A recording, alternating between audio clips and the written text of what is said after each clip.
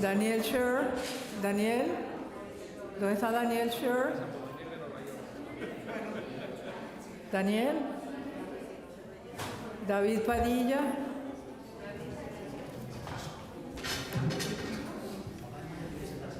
Ok, Álvaro Vargas Llosa, Maritere Rojas, por favor, si nos hace el honor, es por acá, por acá.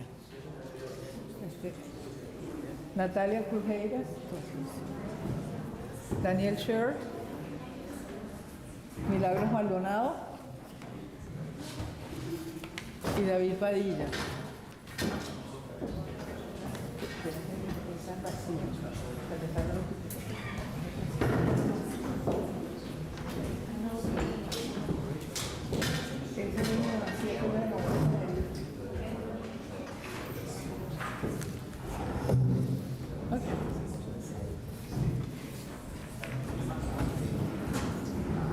Pero la otra cosa que quiero saber es si Vicenzo Calaña está aquí y si Emma Robaina Short está aquí y Emilia Molina.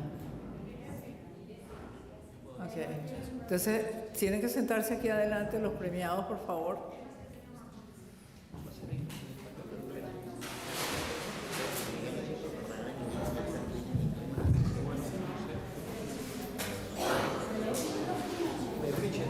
¿Es en inglés o en español?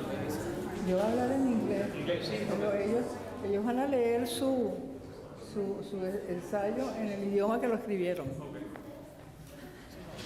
Okay. Bueno, vamos a dar... llegó Modesto. Acaba de llegar don Modesto Mayrique, por favor.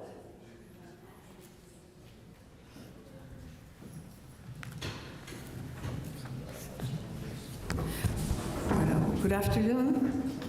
My name is Beatriz Rangel, and I represent in Miami the International Foundation for Freedom, whose president is the Literature Nobel Prize awardee, Mario Vargas Llosa.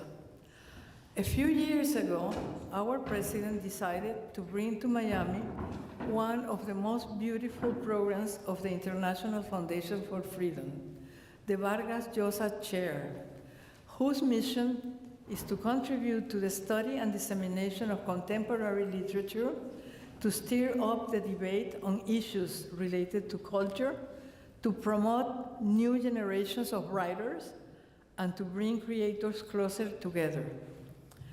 And it was within this context that my Miami Migration Story Contest was created, with the aim to attract new generations to literary composition and to highlight the virtues of multiculturalism as it is the trace that defines our city, Miami. The project became a reality thanks to the school board of Miami-Dade County that approved the launch of the project in December 2022. Also, we got the support from the Miami History Museum, and especially its president, Natalia Crujeiras.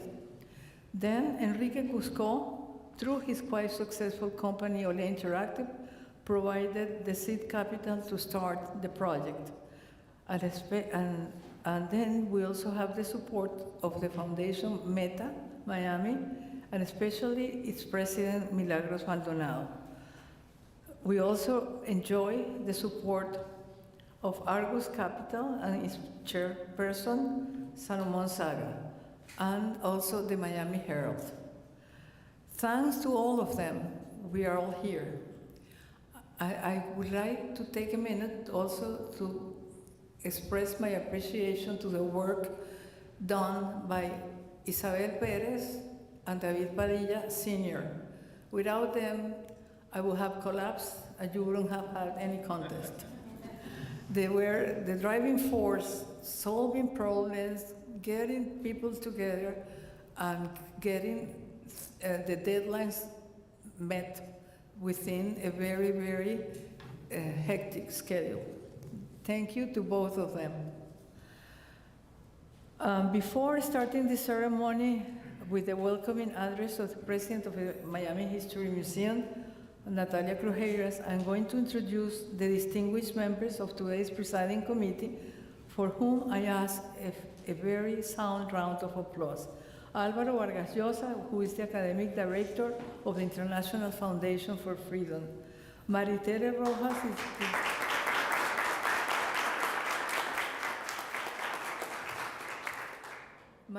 Rojas is the Miami-Dade County Board of Schools President.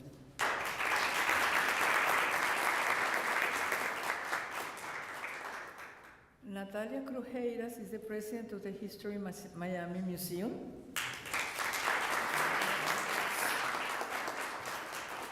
Daniel Sher Roth is Service Journalist Editor at the Miami Herald, Nuevo Herald.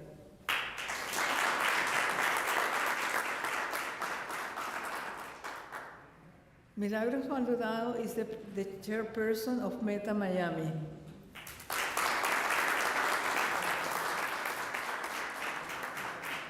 Dr. Modesto Meidique is the President of the jury.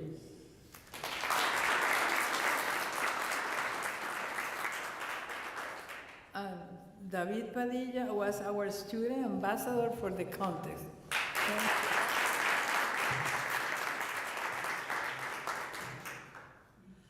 I will now call on Natalia Crujeras to deliver the welcoming address. Natalia is a lifelong learner and enthusiastic advocate of community building through arts, culture, and innovation.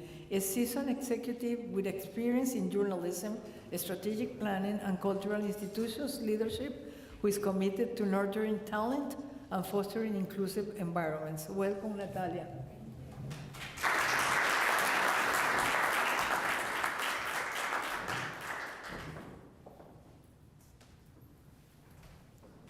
Good afternoon, everybody. Allow me to bring my glasses out because you'll see kids at some point. You cannot live without them. But I cannot tell you how excited I am to welcome everybody today. And I want to thank Beatriz and all the important people that are joining us, because this is the core of what we do at History Miami. At History Miami Museum, we believe that every person has a story worth telling, and every community has a tradition worth celebrating. And that is why for 85 years, we have been collecting and sharing Miami stories. This work inspires everything we do, and is why I'm so pleased to support this important initiative from the perspective of the museum, and to support the International Foundations for Freedom and Cátedra Vargas Llosa in this initiative. The Miami Immigration Story Essay Contest reflects the heart of History Miami's mission, preserving and sharing the stories that define Miami. Through the power of storytelling, these essays offer a window into the diverse journeys that have shaped our vibrant city, a city built by generations of immigrants and newcomers who made Miami home. Today, we recognize not only the creativity and talent of these young writers, but also the courage that it takes to put such deeply personal experiences into words. Their stories remind us of the resilience and the hope that define the spirit of our magic city. We're incredibly proud that the winning essay will be preserved in our museum's collection.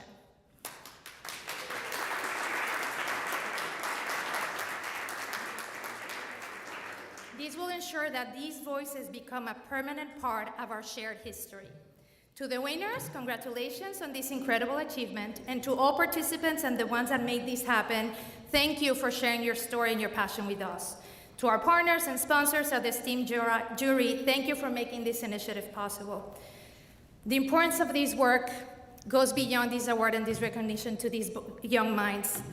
Is the importance of fostering a love for storytelling and ensuring that Miami's diverse stories are heard, honored, and remembered. So let's continue to celebrate the stories that bring us together, and thank you so much for making History Miami part of this effort. Thank you.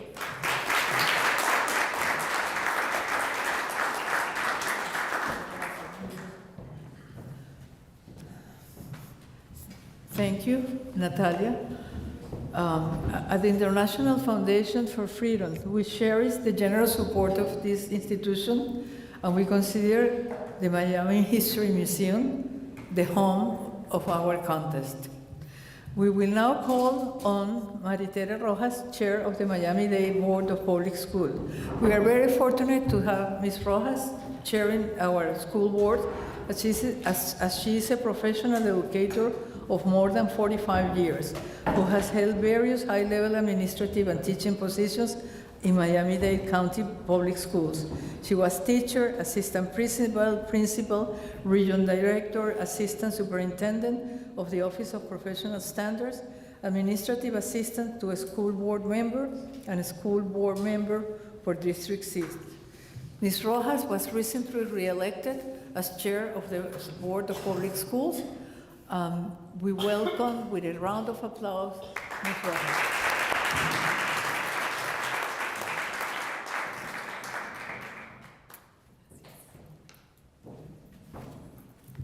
Well, good afternoon, everyone. Are you excited to be here? Yes.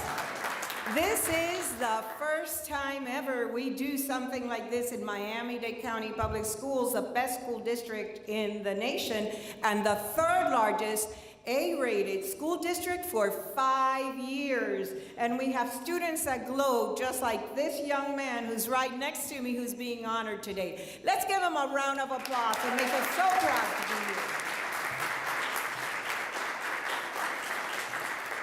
I want to start off first and foremost by apologizing to you all because today is a Teacher of the Year event. This is when we select the teacher and rookie teacher of the year for Miami-Dade County Public Schools, and I have to be the first speaker. So I'm gonna speak here and run over there. So I do apologize. I would have loved to have stayed the entire time. And I want to thank all of our distinguished guests, our friends, our community leaders who are here with us, our teachers. And let me see those teachers that are here. Please stand to be recognized a moment. This is your time to shine.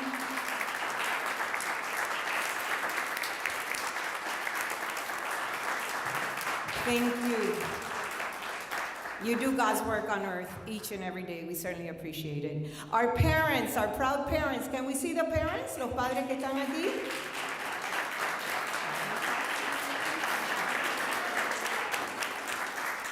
And we could not do it with collaboration with all of you.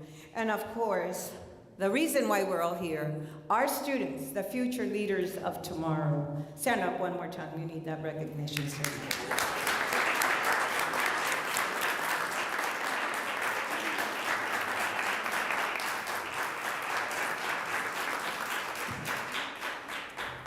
As the chair of the Miami-Dade County School Board, and on behalf of our vice chair, Monica Colucci, and my esteemed colleagues on the board, it is an absolute honor for me to participate in this very prestigious event this afternoon. In researching for this event, I was delighted to read that la Cátedra Vargas Llosa became a reality for us in the year 2011 with the purpose of promoting the study of contemporary literature, promoting interest in reading, which is extremely important, and also in writing, and supporting the new Ibero-American literacy creation, analyzing the ideas of our time, and developing models of technological innovation for education, research, and scientific, as well as cultural dissemination, in addition to disseminating the work of Mario Vargas Llosa. Let's give Mario Vargas Llosa a round of applause because he was the Nobel Prize recipient in literature in 2010. And we are so very, very fortunate today to be able to be part of something that he started. It is truly a great honor for his native land, Peru, and for all of Latin America. In the words of our distinguished Nobel Prize winner in literature, a pride of Latin American literature, Mario Vargas Llosa, and as described on the website, it states the following, quote, although la cátedra bears my name, the dissemination of my work is far from its only objective. It also aims to contribute to the study and dissemination of contemporary literature, to stir up the debate on matters related to the culture, to promote new generation of writers, and to bring together creators, critics, thinkers, and other protagonists to our cultural life. These words from a great literary man exemplify and truly tribute to an example of humility, of innovation, and of tremendous excellence. This great moment celebrating excellence as it relates to the International Studies Academy, ISPA, under the leadership of an amazing person at the helm, our very own principal, and I want her to stand to be recognized, Dr. Alina Diaz Blanco. Let's give her a round of applause.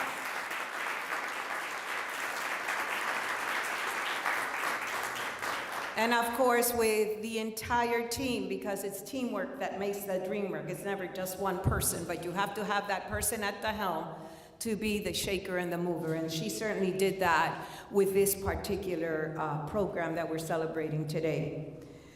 We had the incredible honor, again, of collaborating with the esteemed members of the Vargas Llosa team, and we especially want to take this opportunity to thank you, el señor Álvaro Vargas Llosa. Muchísimas gracias, pues sin usted pues nada hubiera sido posible, y un gran honor tenerlo a usted representando a su papá también. Gracias.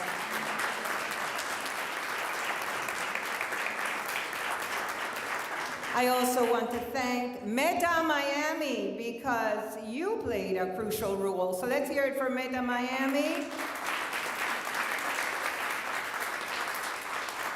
The Miami Herald, where are the members here? I know we have them, yes. And of course, Natalie, you spoke earlier. Thank you for hosting us today. It's such a pleasure. And we look forward to working very collaboratively with you as well in the future. Thank you so much. Let's give them all a round of applause. And they are the ones that truly inspired the literary project, My Migration Story. This captivating contest with ISPA's senior student, David Padilla, as ambassador, was designed for students in grades 9 through 12 and offered them a unique platform to share their personal or their family migration experiences and their perspectives through the art of storytelling, which mirrors the experiences of many immigrant students in Miami-Dade County Public Schools. The highest purpose of the Vargas Llosa is to ignite the love for writing. So important to put into words how you feel. And that is exactly what happened here, the love for writing among young people. But this project truly went beyond that. The profound impact of these heartfelt stories on the teachers as well as on the judges who read them was truly transformative. It just touched every single one of them deeply. The narratives revealed insights into the students' lives that might have otherwise remained unspoken, deepening the connection between the students and the educators. Thank you for inspiring the love of writing, of thinking beyond boundaries, and for your very generous award to our students and to our school. Please know that as the chair of the school board, I am thrilled to be part of this amazing event. Thank you all so very much. May God bless you all, and I look forward to hopefully an expansion of what we started this year as we move forward in future years to come. So remember, MDCPS, your best choice. Thank you. Bye-bye.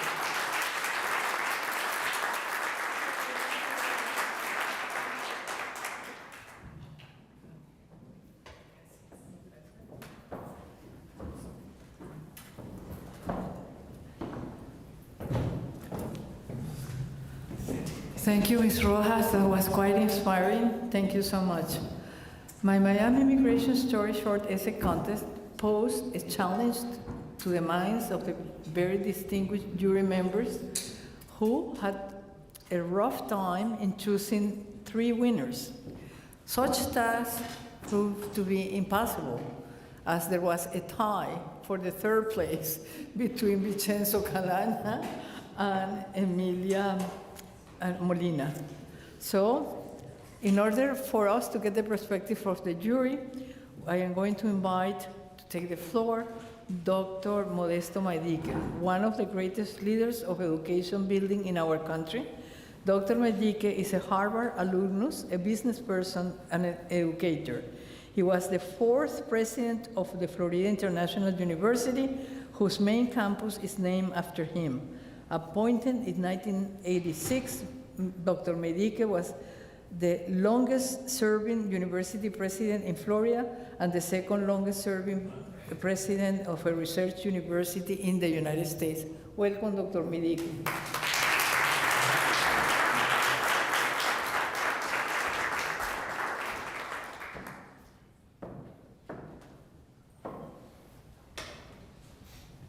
Thank you very much, Beatrice. I'd like to take you back a million years for just a minute. As I look around this room, I think everybody is a Homo sapiens. There may be one I'm not too sure about, maybe Neanderthal. But a million years ago, there were many humans roaming the earth.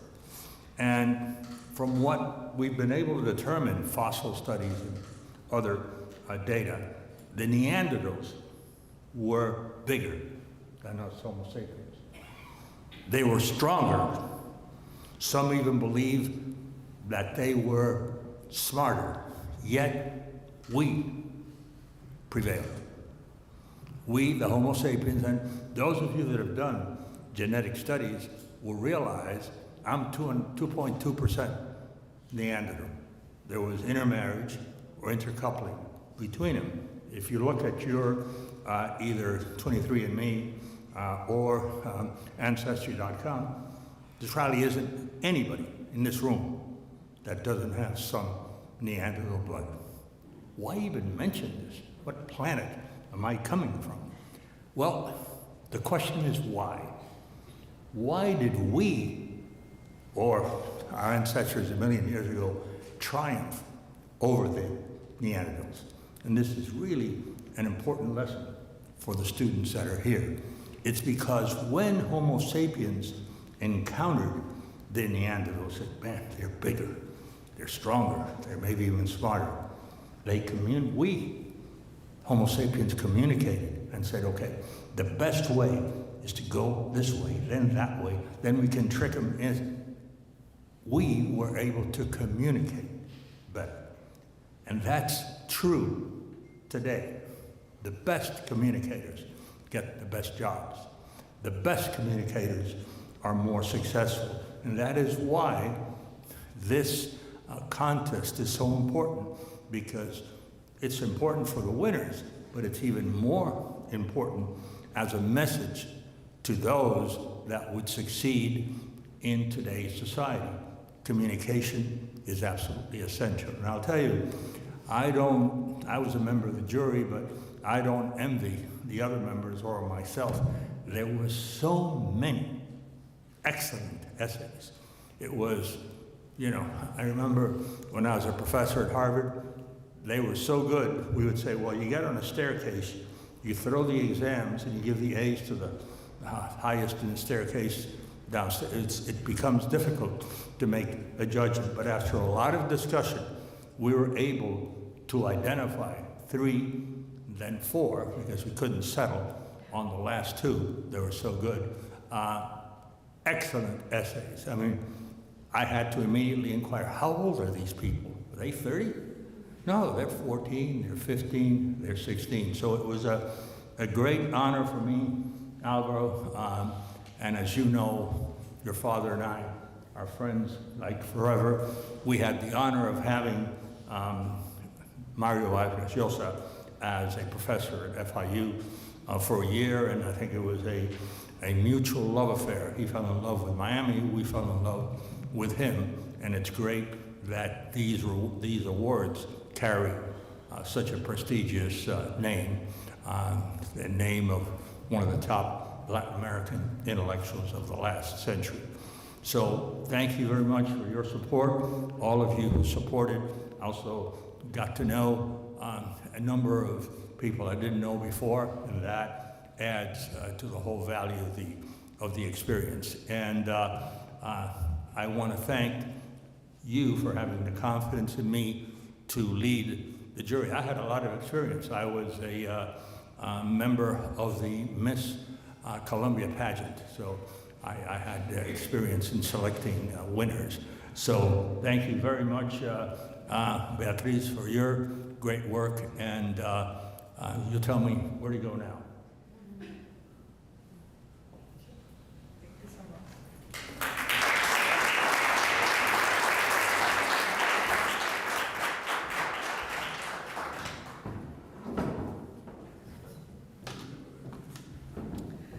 Thank you, Dr. Maidike.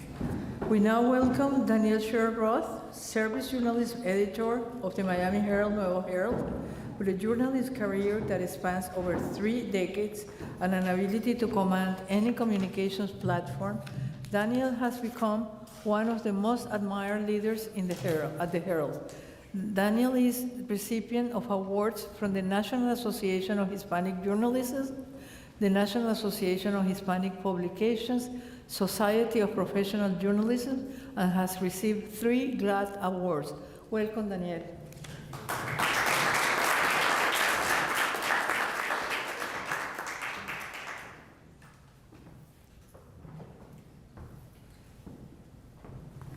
Good afternoon, everyone.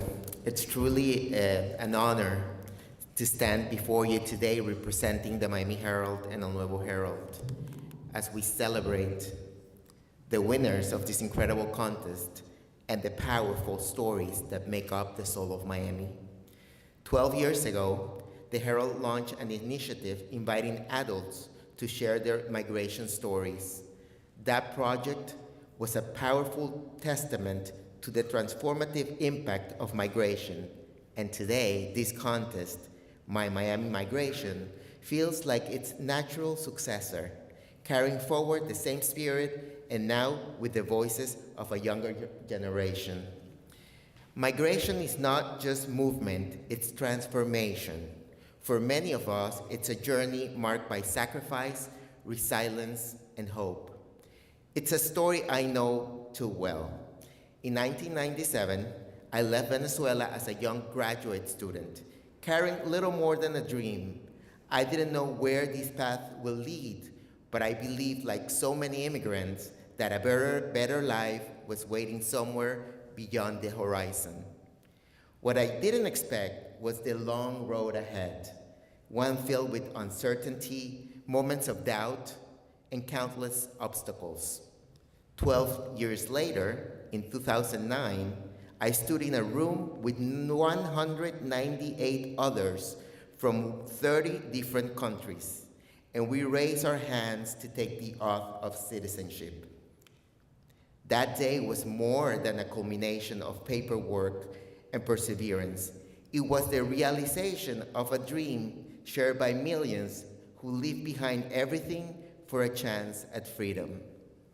When I was asked by the USCIS staff, the immigration staff, to speak at the ceremony, I looked around the room and said, where else in the world do you see people from so many nations become citizens of one same country on the same afternoon? And everybody clapped. At that moment, I realized that migration is not just about finding a new home, it's about becoming part of a greater story.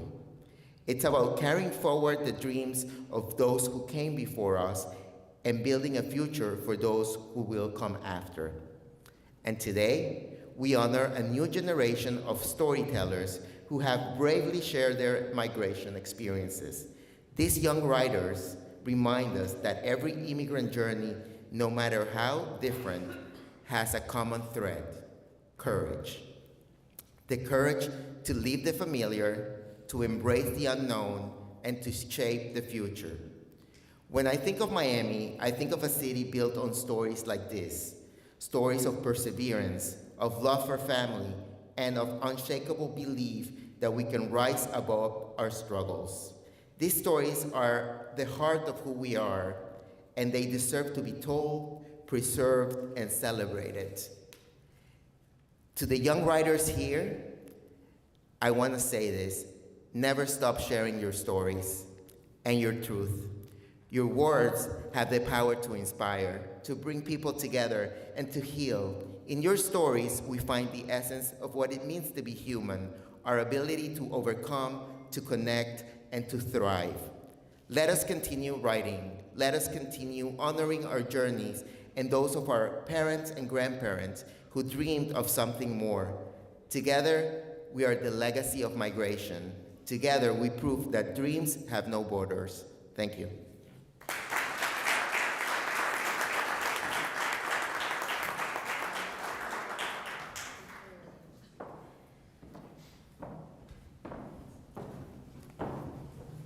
Thank you, Daniel.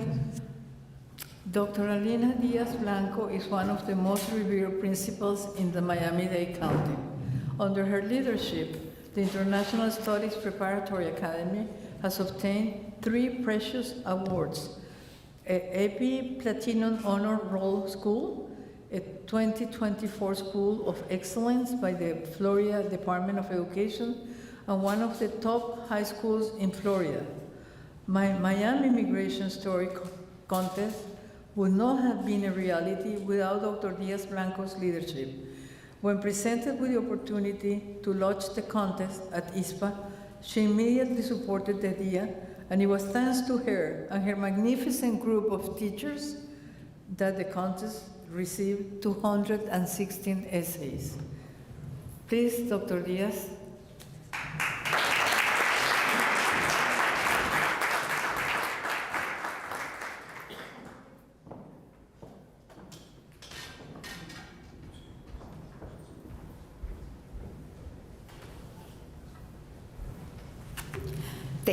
Thank you all for this wonderful opportunity for our school and for our students. First, I want to thank all the organizations that were involved that made this possible. But I always am about kids, and I'm always about students. So, David, I am extremely proud of you. I remember you coming into my office to talk to me about this idea, and at first I was like, what? And to see it in this culminating manner is absolutely it's why I do what I do. It's why those teachers here do what they do. So I'm very proud of you, and I know that when you graduate in June, you're gonna go off and do amazing things. To you 4, what you guys did and the fact that they chose you, we had so many candidates. Our school is very unique. We're a school of 377 students that represents over 54 countries. You really have to listen to that math to understand. It is a building that I just spoke to somebody and I said, there's nothing I can tell you about it. You have to come see it. You have to come experience it, and you have to come feel it. All of you that so generously supported this program and are recognizing our students, I humbly invite you to come and visit our school. I know my staff is going crazy, like, oh my God, now we have to prepare something else, but that's okay, because we are so proud. Some of you already got the chance to see. It is very different. We are a family. We are a family that is diverse. It is a building where in one corner you're gonna have students speaking in Spanish, in another corner you're gonna have students speaking in English, in another corner French, and in another corner Italian. And everybody gets along. It's absolutely a true representation of the United Nations. We get to see it and experience it every day, and it is amazing. Guys, you made so many of us really see more of who you were. Don't ever stop being proud of who you are, telling your story like you were already encouraged to do so, and your passion for writing and expressing your ideas. Continue to do it and carry yourselves in the way that you guys carry yourselves, with pride yet humble. I am so proud of you guys. Today has been just an amazing day, and I look forward to many more of these because ISPA is 100% committed, and we're excited to spread to other schools, private, charter, public, it doesn't matter, the opportunity to also spread their voice. So thank you again, and congratulations to my babies.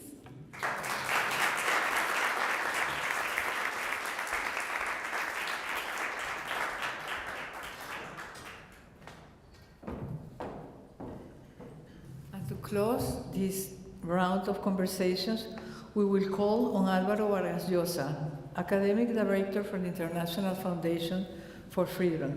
Álvaro is a distinguished writer, a political commentator, and a public speaker of international affairs.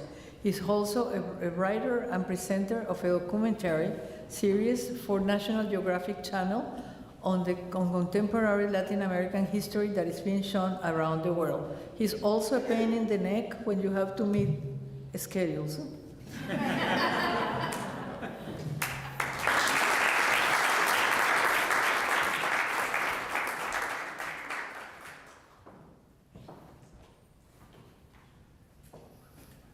Thank you very much, Beatrice.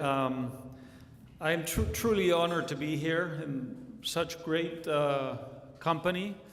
I am extremely proud of the results of the efforts of the last few years. The level of participation was beyond our wildest imagination. I am incredibly impressed with the literary talent displayed in these essays. I believe I have read all of them. And I am also extremely impressed by I would say the emotional and the intellectual maturity shown in these essays. Some of these stories are, I wouldn't go as far as saying traumatic, but they're not too far from that. So how you confront your story is as important as how you tell it, and what lessons you you learn from those stories, and how you build upon that background for the future is, I think, of extraordinary importance. And what came across in these essays, at least what I took from them as a reader, was that there's a generation here of very young people who have an intellectual and emotional maturity that is really beyond the years, and that will make the experiences they have told us about in such a potent way a building block for their character, for their leadership, for their professional life in the future. I also want to thank some people and some institutions. I have a little list here. I don't want to leave anybody out.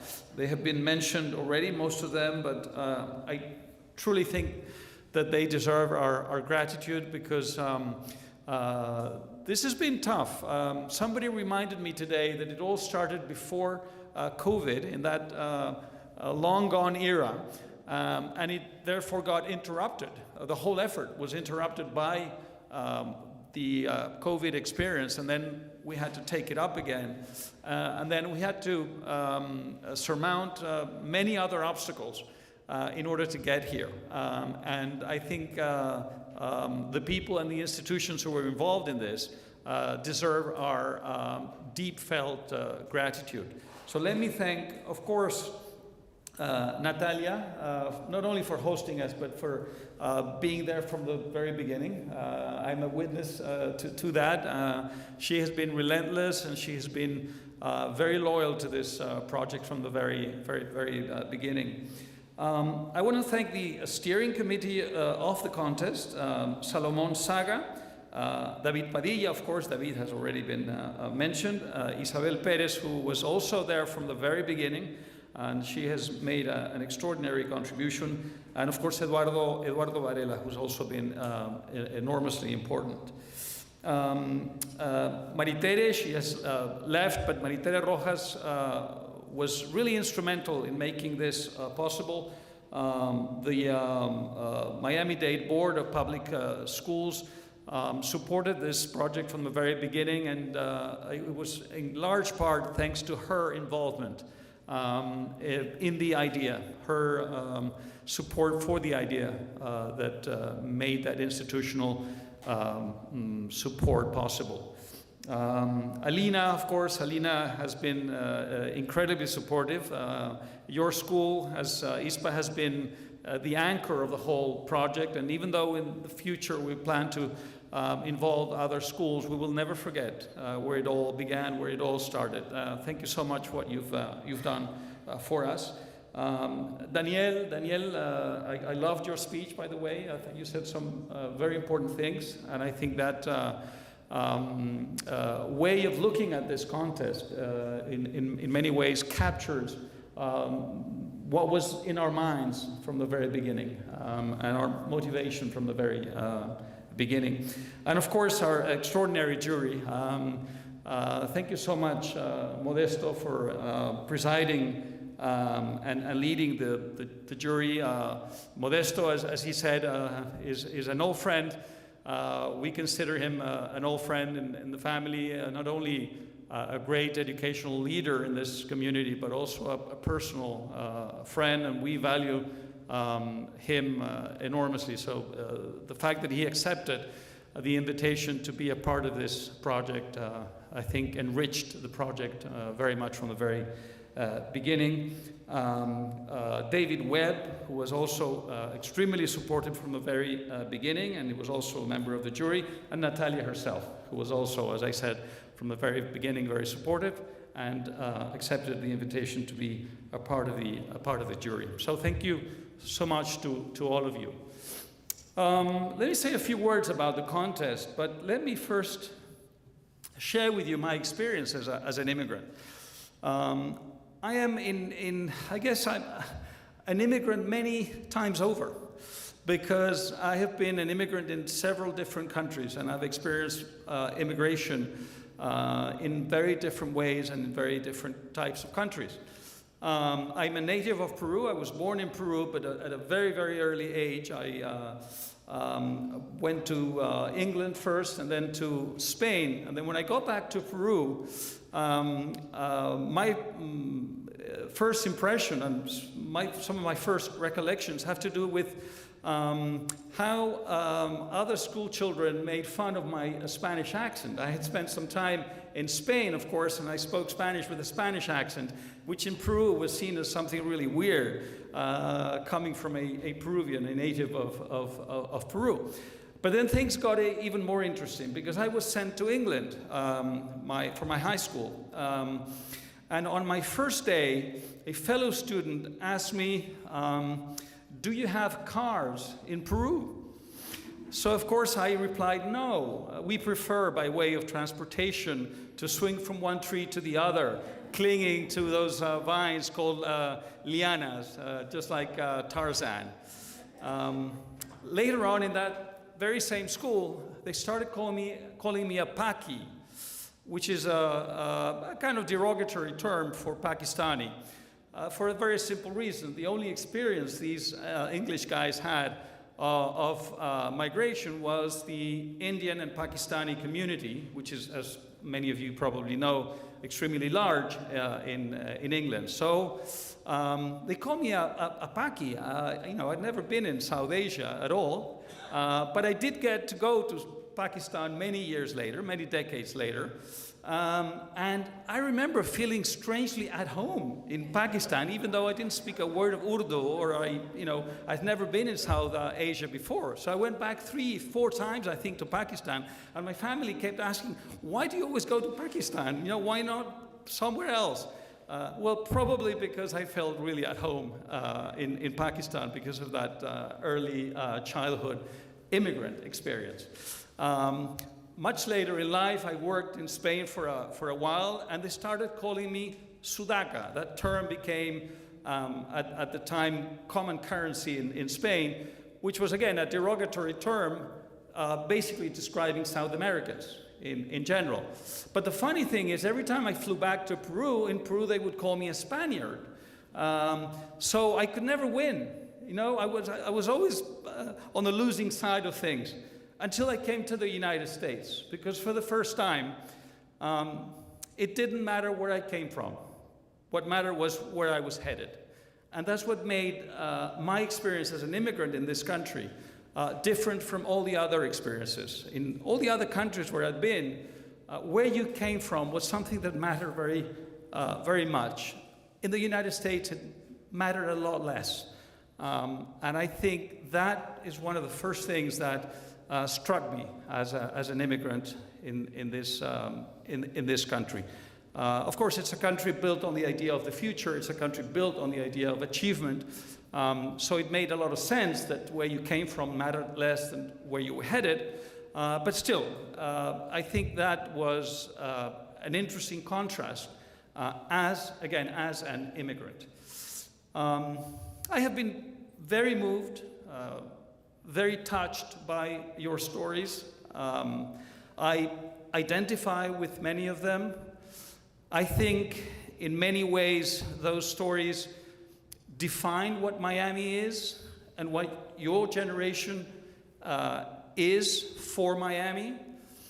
In many ways, the Miami story is the story of thousands of people like you, but with one difference, which is your ability and your willingness to tell the story. And I think this is extremely important. An experience becomes something very different than the experience itself once you put pen to paper, once you transform it into the written word. It's almost a magical kind of process by which you turn something called experience into something that's an act of creation. There was nothing there until the written word turns it into something new, a form of creation. And it involves many things. It involves imagination. Even though everything you tell in your essays happened to you, you're not telling us, you're not inventing a story, you're not making up a story, you're telling us something that really happened to you and the way you felt at the time.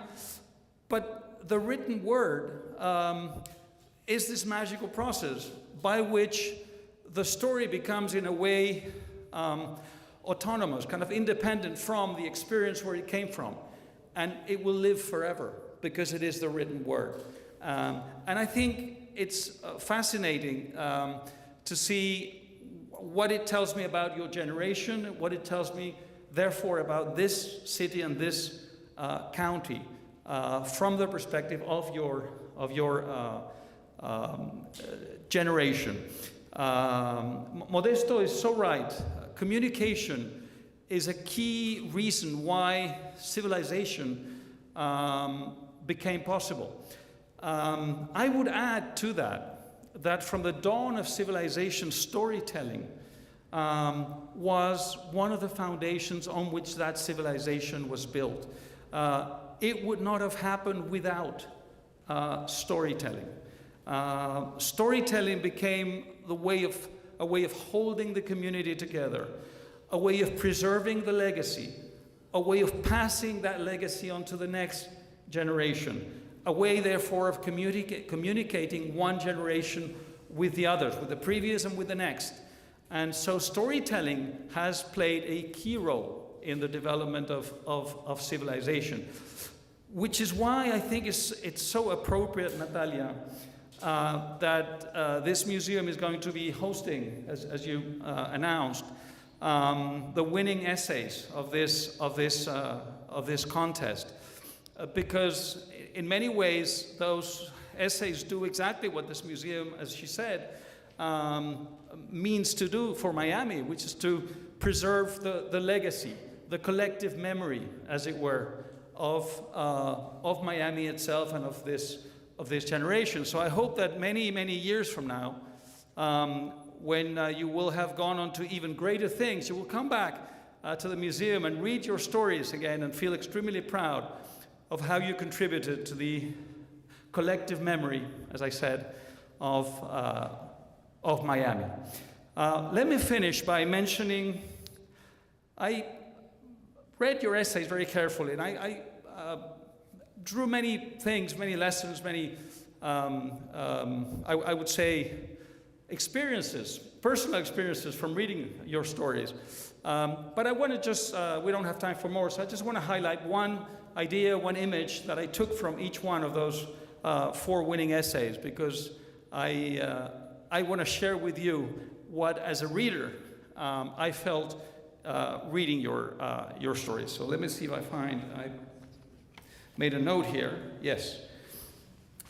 So Emilia did something very interesting. What I took from your essay was the image of the suitcase as a metaphor for life. Life, both in terms of the suffering, but also of the joy. The suffering of leaving and seeing others leave, and the joy of rebuilding your life. And all of that is, in a way, inside that suitcase. And that suitcase symbolizes all of that. I love that image, and I thought that was a wonderful idea. And I believe you said, I have been through a lot, but suffering doesn't define me. Overcoming that suffering does. And I think that's a wonderful sentence, and I think it catches very much the message of your story. Vincenzo, you also said some really interesting things. In your case, it wasn't so much an image that struck me as an idea. You said we are defined by our memories and our experiences, and they help us grow. And just as importantly, they prepare us for the future, which is always uncertain. And this goes back to what I was saying at the beginning. I think it's very important. What you did is an act of extreme maturity. You took an experience that was a tough one, that hurt you at the time, and you used it very intelligently to grow as a human being. And then you said to yourself, well, the future is uncertain. I cannot know what's going to happen, but I know that the experiences I've been through will prepare me for those challenges in the future. And I thought that was a wonderful, wonderful idea. In the case of Emma, Emma said, sacrifice is the price of freedom, and strength is born from struggle. The tools used to struggle are adaptability and connection. That is extremely important. Adaptability. And I think that is part of the migration story. The ability to adapt is one of the traits of the human species. But also connection. The ability to connect, the ability to communicate, the ability to build bridges is what makes community life possible. So I thought that was an extraordinarily important idea. The idea that adaptability and connection can help an individual in their struggle with tough, difficult, challenging experiences. And then finally, Ana. Ana built her essay, her story, around the word saudade, which in Portuguese, well, I was telling her before we began that it's a word I've always loved. It's a word that doesn't have a perfect translation in any language. She translates it as she probably should, as melancholy, and then goes on to say that it's something that stems from the absence of a person or a place that used to be there and that is suddenly removed from you, and that creates saudade. But I still think the word melancholy, although it comes very near, it doesn't quite catch everything that's in the word saudade in Portuguese. But anyway, she builds her story around that idea. What's important is that saudade, which is that type of melancholy, becomes a creative force. She says it is the consequence, saudade, is the consequence of change, in her case of difficult change, of tough, maybe even almost traumatic change. But then she says it's also a stimulus, in so many words, I'm paraphrasing here, for change, for positive change. In other words, she's doing, she's doing this, I think, extraordinary thing, which is very intelligently and with great maturity, confronting her own experience and learning from it what she needs to know in order to confront the future. But that is also a creative process. And in many ways, saudade becomes not only melancholy of the past, but it becomes a creative force for the future. So I love that whole idea. So anyway, congratulations to all of you. Thank you once again to all of you for participating in this project. And I really hope this is the beginning of a wonderful story, of a long, long, long story, as long as a novel, hopefully. And I hope that every year we can celebrate the creative powers of the new generation of Miami-Dade's community, and the legacy and the collective memory that will stem from these wonderful essays and these wonderful stories. Thank you so much.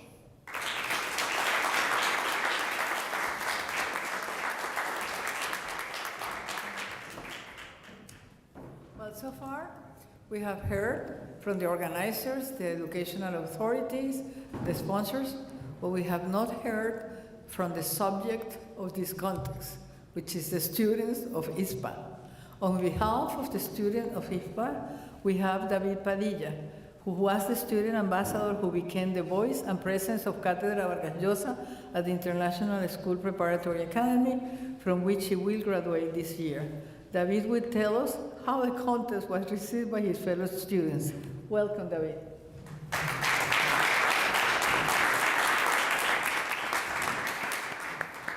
Well, first of all, thank you everyone for coming.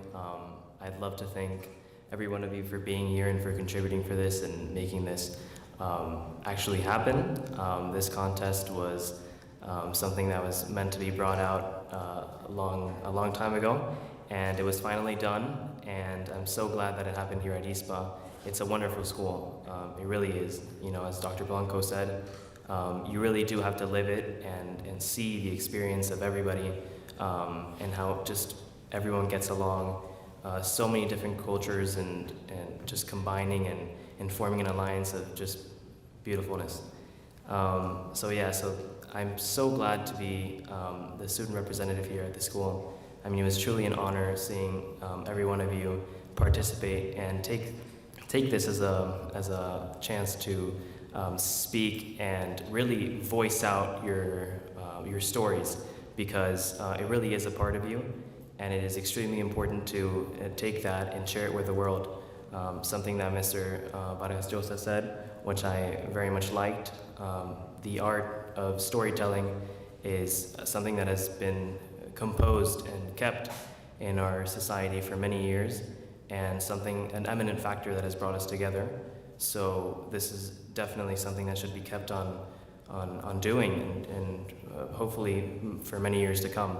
So yeah, this was a great experience. I'm so thankful for every one of you that have contributed to this, and of course we're here to give thanks to our winners, and to it means a lot to me, because as a student, not only do I see them as just another student being there, but as my peers, as my friends, and I'm so glad that this experience was being able to be shared with them. So thank you so much for participating, and congratulations to all of you. Thank you so much.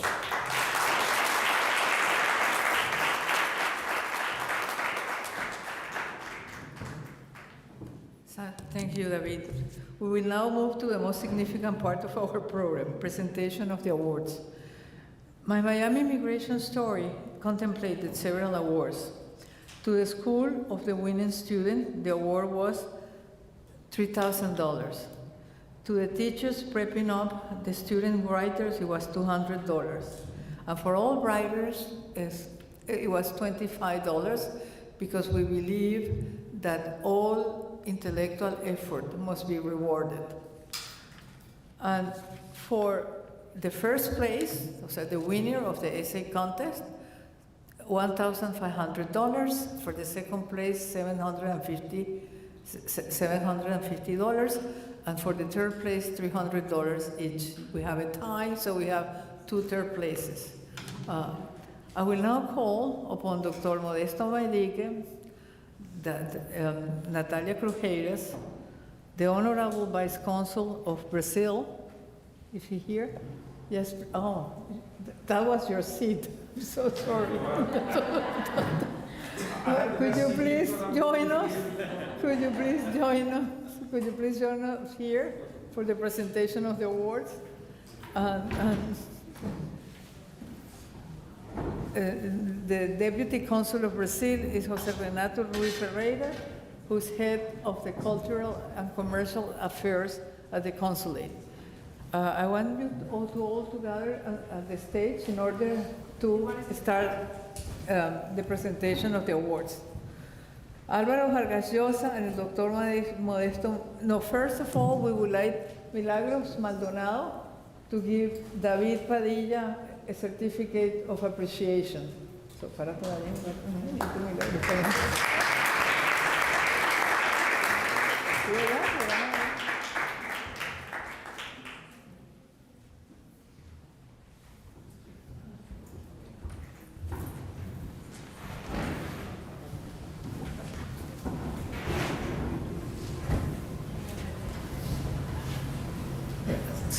So now, Álvaro Vargas Llosa and Dr. Modesto Maidike, please move where the awards are, who will now present the third place award to Vincenzo Calagna for his essay on the meaning of migration.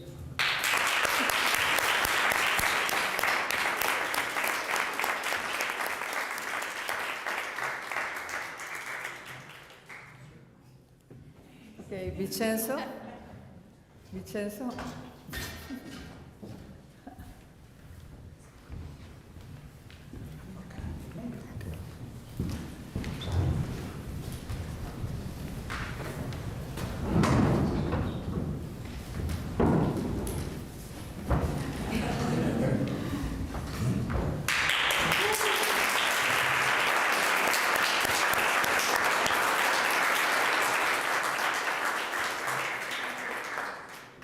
Vincenzo, would you care to tell us what did you write? Put it here. There's a microphone right here. Okay. Well, when I first heard about this contest, David Padilla, right? He went into my class, and he just told everyone in the class, we're gonna hold a contest here in the school about about a migration story. And at that exact moment, I felt excited because I got to tell my story. Because I don't have many chances to tell this story, but I finally got one. Thanks to this competition, to this. And then I saw everyone, mostly everyone of the school participated.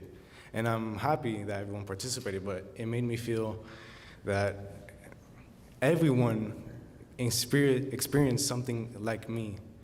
And I wasn't really alone in what everyone experienced and what I experienced. But then I felt excited again because I really actually got to tell my story, and excited even more because I won third place. But no, I feel an insane amount of gratitude for everything that I've experienced in my life. Thanks to my parents, my whole family, even up to my grandparents that that gave my parents and my parents gave me to, nothing. My experience made me me, and because of that, I get to tell you what I went through. Even though it wasn't that bad, you can say, I still feel that I got to mature and make myself a better person because of what I went through. So again, thank you. Thank you to everyone.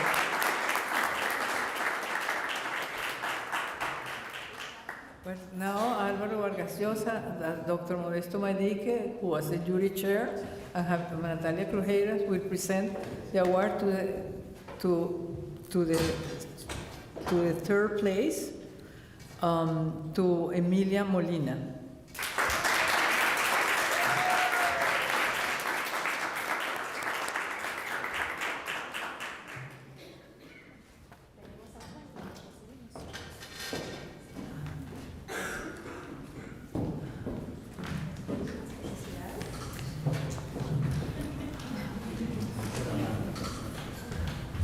Emilia Molina wrote an essay titled 600 Words and a Suitcase.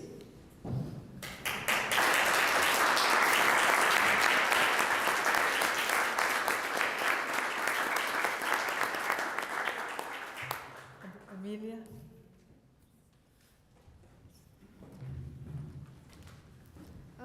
First of all, thank you very much for the opportunity of letting me be here. I am very thankful for everything that has been allowed for me to be the third place winner. I would like to thank my parents, first off, my mom and my dad, for allowing me to be here in the United States today. If it wasn't for them, I wouldn't be here. Especially my dad, who was one of my biggest inspirations for the story. Also, basing myself out of the Odyssey, one of the books I've been reading constantly because it's one of my favorite tales, basing on the hero's journey, which I could see it in my dad all the time, and in my mom as well, and as in myself, because we all go through things that they may be hard for us at some point, but how we overcome it and how we tell it to people, it's really important that we show the message and our strength during those moments. So I would really like to thank also the school, ISPA, for giving me the opportunity as well to speak here. And yeah, to the foundation, everybody here, thank you very much.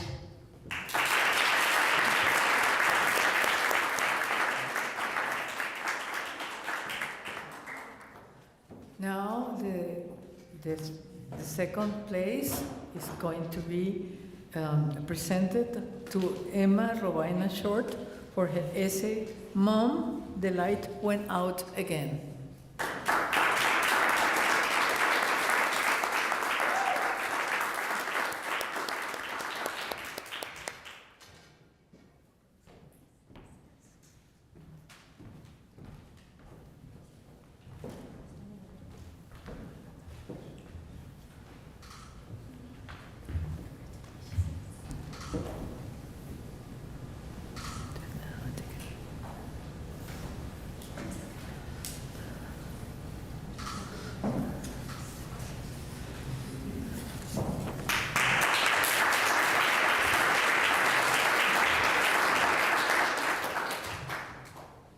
Good afternoon, everyone. I want to start off by saying thank you for giving me the honor to receive this award, but most importantly, to my mother, who this story is mostly about.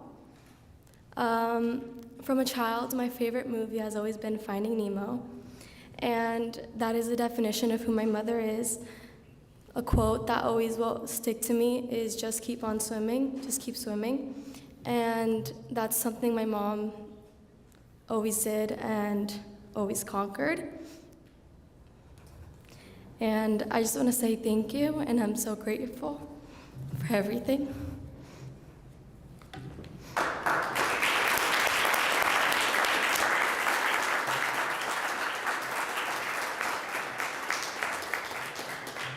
will now ask the Honorable Deputy Consul of Brazil to join Álvaro Vargas Llosa to present the award to Ana Rodriguez. The first place. Ana won the first place for her essay, which was so. Okay, it was a mosaic of words for my travel for my journey with Saudade.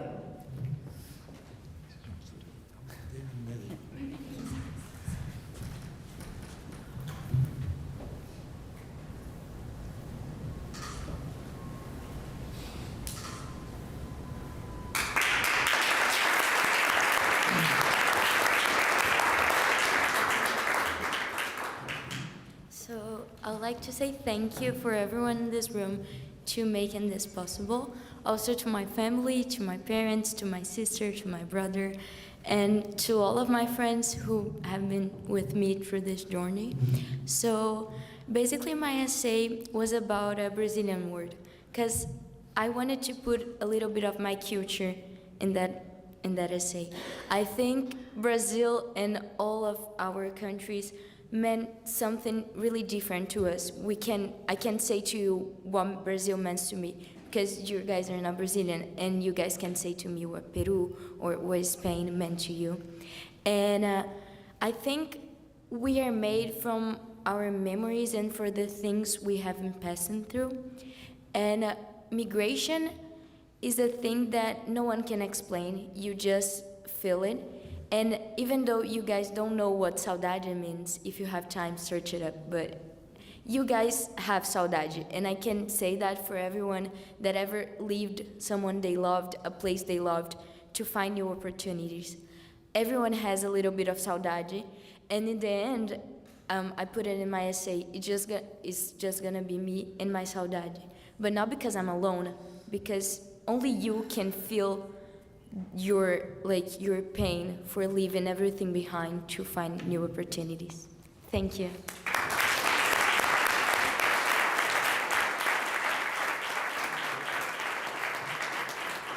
And with the words of the winner of the contest, My Miami Migration Story, Ana Rodriguez, and the expectation that the Miami Migration Story will become the sounding box to define the contributions of migration to Miami's multicultural identity, as well as define the traces of the home chosen by all those who have decided to call Miami home. Thank you for being with us. We will meet again next year, and we now invite you to enjoy refreshments.